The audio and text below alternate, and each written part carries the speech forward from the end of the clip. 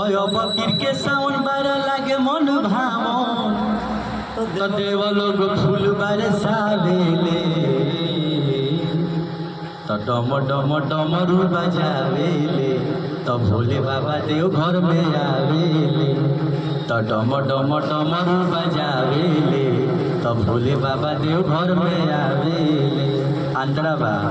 की गौरी गणेश संगे बाटे बसहा सवारी जलवा चढ़ावे खाती भीड़ होला बारा भारी तो बारा दयालु हमें मोर भोले बाबा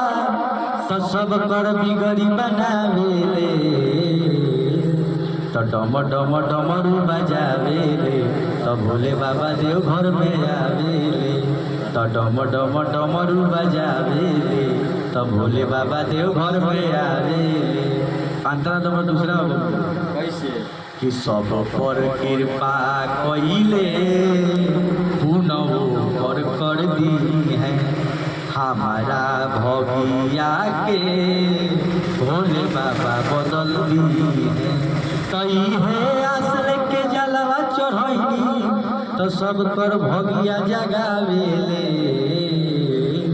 तो डम डम डमरू बजावेले तो भोले बाबा देव घर में आवेले तो डम डम डमरू बजावेले तो भोले बाबा देव घर में आवेले।